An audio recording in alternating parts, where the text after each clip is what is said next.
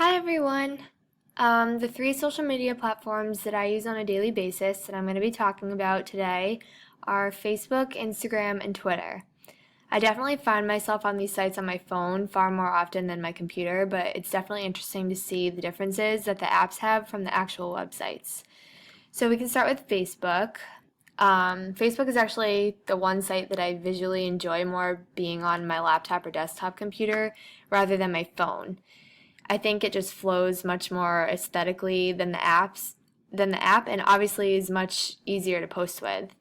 Though the app has come a long way, I still find myself finding flaws and bugs with it, so I usually don't use it on my phone that much.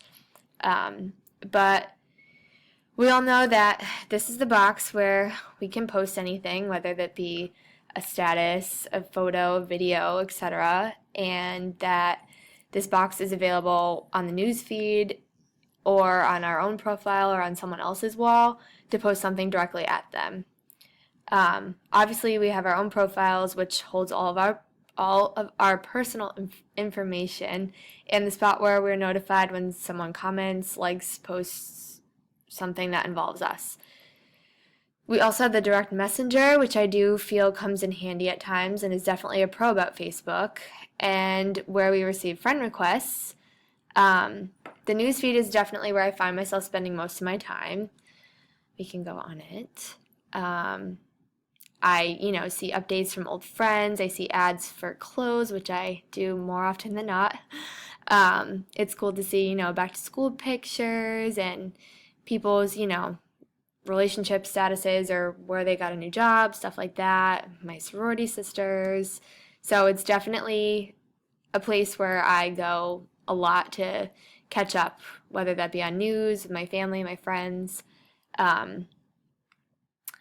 So with Facebook being my first social media account, and having it become such a huge part of my life that I looked forward to every single day after school, I definitely found it more fun as a young teen. And now there's lots of adults on Facebook, which is great because I get to keep in touch with, old friends and family members that I wouldn't normally be able to.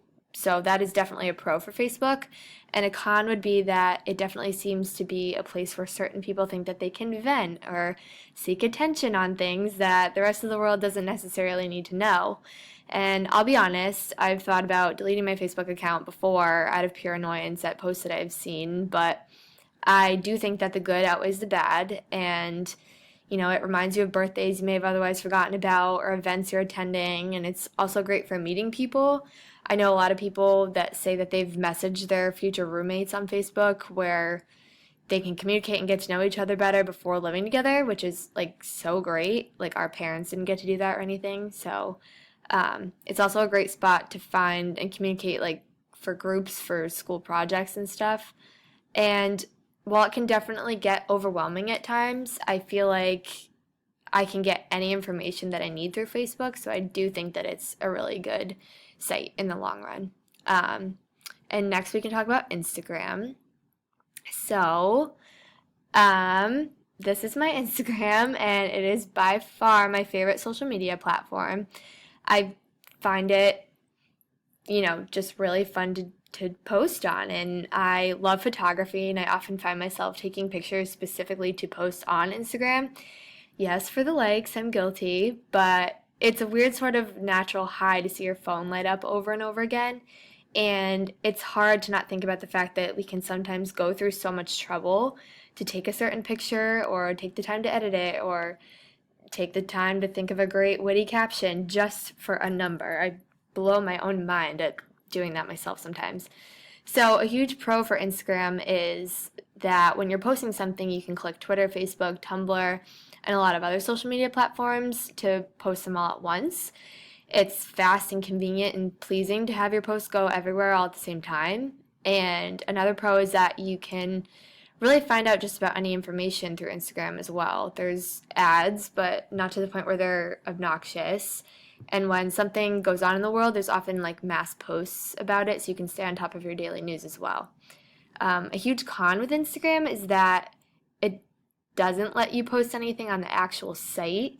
So, like, I'm on the site right now, and this is the home page, and I get to see everyone that I follow and everything that I follow, but there's not anywhere to post anything. You can search anybody, you can follow anybody, like anything, but it is very inconvenient that, you can't post anything. You have to be on your phone and you have to have the app in order to do that. So it's just very weird. And I do think that if they had this option on the site, that they'd have a lot more users, even though it is a very popular social media network.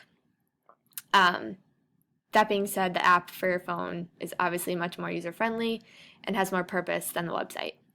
So, finally, Twitter. This is my Twitter, my newsfeed. I'll admit I do go on Twitter every day, but it's definitely not my favorite social media platform anymore. A lot of my friends and followers seem to think the same thing.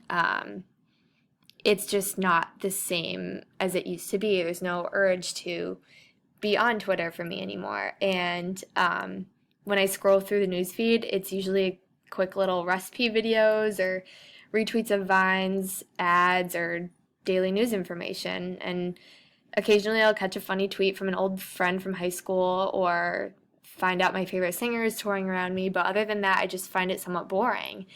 A pro for Twitter is that it's a great source for information, such as daily news, current events, instantaneous updates with sports, the election, a terrorist attack, stuff like that. But I don't feel that they've stayed on top of updating or changing things about Twitter to keep users interested after all of these years of using it, which is definitely a con. Another con is that you still only have 140 characters when you post a tweet. And I just don't think that that has ever been enough. They've definitely come a long way with, photos or videos or anything really, the polls and stuff, and you can do your location and everything, and the hashtags are great, but 140 characters is it's never been enough.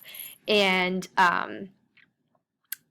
people just can't get out what they want to say or communicate in any way by any means. So I do go on Twitter only on my phone when I do go on it, so this website is very weird and foreign to me, but the differences between the website and the app don't seem to have many constraints. They seem pretty similar as far as usage goes. So that just about wraps up all of my thoughts. So thank you for listening to my opinions on my favorite social media websites.